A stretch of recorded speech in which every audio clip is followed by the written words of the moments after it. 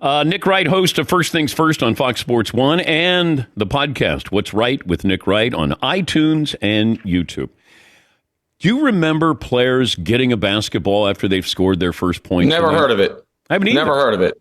I haven't either. Maybe we should. What do you do for teams that have multiple rookies in game one? Cut it in half, I was going to say like Samson, but that's his hair. Who's the king? The king that had to cut the baby in half? I don't remember. I don't know what you do. So yeah, I've never heard of it. Also, the in-season tournament final, because the in-season tournament does count for your stats, but the final itself oddly does not, because it's an 83rd game, which is probably something they need to adjust. But those, from a holistic perspective, are your first points. The whole thing seems nonsense. Also, my biggest takeaway from it, Giannis is on edge. I know that they're 17-7. I understand he just obviously had an unbelievable game. I guess I had two takeaways. One is this is actually sign of success from the in-season tournament because the Pacers and Bucks have real friction now. You know what I mean? They played in a meaningful game. Indiana won. And so now that is like a budding potential rivalry. So I like that part of it. I don't think that happens without the in-season tournament. Obviously, LeBron doesn't get to his fifth ring, just one shy of Michael now with the in-season tournament. But also Giannis, I think the Bucks thought this was going to be more seamless.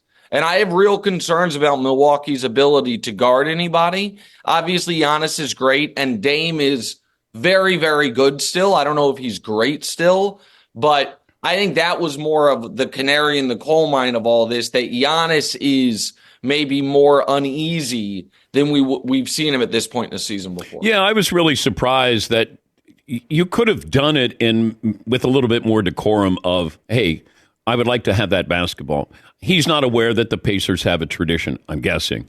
But, he's chasing somebody down as if somebody has, punched him. They're just going after a basketball. And Draymond wasn't even at the game. No, so that's not going to happen. Have you checked in with your dear friend Reggie Miller about, is this actually a Pacers tradition? You guys are talking about calling JJ Redick. You call JJ Redick, he's just going to talk about how all sports television shows suck and how we just need to dissect what Horns action is. Instead, you should call Reggie and ask him. Well, it's early. It's early on the West Coast for Reg. Fair enough. Before I ask him that. So. But this might be a tradition with Rick Carlisle's Pacers. That would Well, then we need to call Dirk. It's late in Germany. See if he had the tradition going on in Dallas. I don't know. Call somebody that would know. It feels like the Draymond Green suspended indefinitely is like the commissioner's exempt list in the NFL. So it felt like a cop-out to me. I want to see how many games it is. Because I would have liked how many games it ends up being. I would have liked it. It felt like once again, and now I'm going to sound like an old man, where Adam Silver is taking too soft of a touch. Like he's going through some things. He needs some help. All of that might be true. He also 3 times in his last 26 games has executed various UFC moves on players on the court, and 4 times in the last 15 months. Dan, you know how when they show you, hey, here are in the last 2 years, the 40-point triple-doubles in the NBA, and it's all just Luka and Jokic's names on an 8-man list. If we were to be like, hey, in the last 2 years, here are the 4 most violent acts in the NBA, just 4 Draymond things. And even if he's going through things, even if he needs help, I personally would have liked it to say he is suspended for at least X amount of games, and the suspension will be indefinite post that until he carries out these benchmarks. Because I don't say this euphemistically, he is by the literal definition out of control. And one other thing, his post-game explanation does not jive with the punishment, the whatever we want to call it. The post-game explanation was, I did not mean to do that. That is not, if we are going to take you at your word, which is very, very hard to do, then the help he needs is either acting classes or some calisthenics exercises to be more limber, not what they are referring to. So the whole thing stinks to me. And yeah, I feel badly for Steph, but I blame the Warriors. Dan really prioritized ring night the way I guess the Pacers prioritize first basketballs, and they never punished him for the Jordan Poole thing, which derailed not only that season, that thing's got a long tail. Yeah. It might have derailed Draymond. It might have ruined Jordan Poole's career. I don't know. Like, the whole thing stinks. Yeah, I think the blame starts with the Golden State Warriors. They have been enablers, and to the highest degree. The fact that you knock out Jordan Poole, you don't get suspended. You get awarded a 4-year, $100 million contract. Draymond knows whatever I do during the regular season, okay, but I'll be there in the postseason. Well, that's not the case anymore. In the next 4 years, you have him and that personality before he takes over for Charles Barkley on TNT. So a couple things. One, so let's talk about the second thing you said first. Am I just too, reactionary right now to say these things are greatly hurting his ability to do exactly that? Take over for Charles Barkley on TNT? Like that Draymond, by the time we get there, will the contemporary NBA fan, when they hear Draymond Green, will they think, man, one of the greatest defensive players ever, the second or third most important cog in a true dynasty, or will they think lunatic? And so to me, that is more in flux than previously. Maybe. And to your to your point that, but I'll be there for the playoffs. I'm good in the playoffs. Not if you cost your team making the playoffs. Like, the Warriors are in real trouble now. Oh, no, I'm talking about previous years. Yes. Now it's caught up to them because this is his personality. And now all of a sudden, they're not going to be there in May and June. Also, I would be remiss to not, I'll just be totally honest. I don't have this full thought completed, and that's, risky to ever just go ahead and live with it. But Jordan Poole's 80 pounds lighter than him, much smaller. And then the three guys in the last year he's attacked are European players.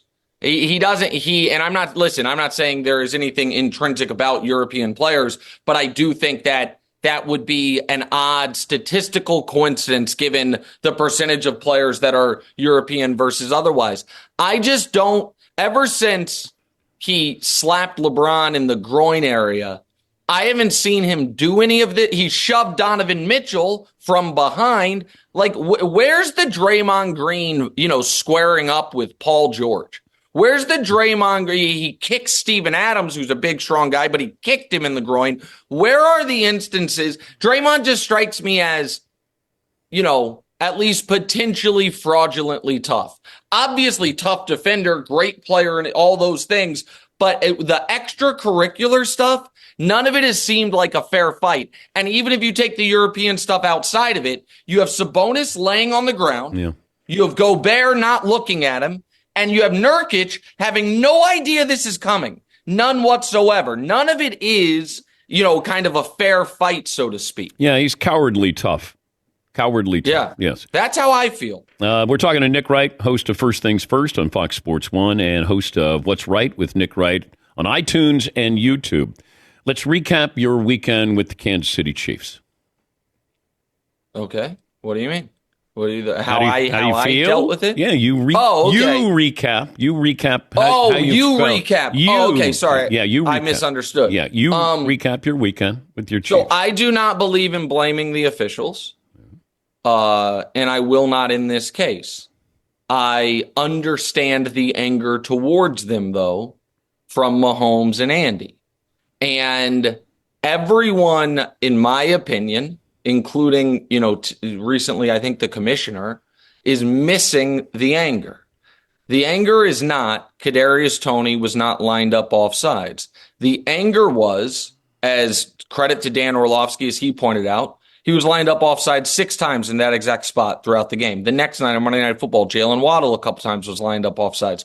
We saw this. There is a reason that Andy had coached 25,172 plays prior to that when it had never been called, because either the refs don't care about it, or when they first see it, they do give you a warning. and you then adjust. And folks rolled their eyes at that. And the analogous NFL situation that I would use is we watch every week football, the play clock get to 0. You could take a screenshot. It's at 0. The ball is not snapped, but everyone understands for some weird reason, you actually get like 0 minus 0.7 seconds. Like you get an extra beat to snap it. If you have been operating like that the entire game, and then a team with a minute left, the moment it goes 0, you throw the flag and you're like, hey, rules are rules.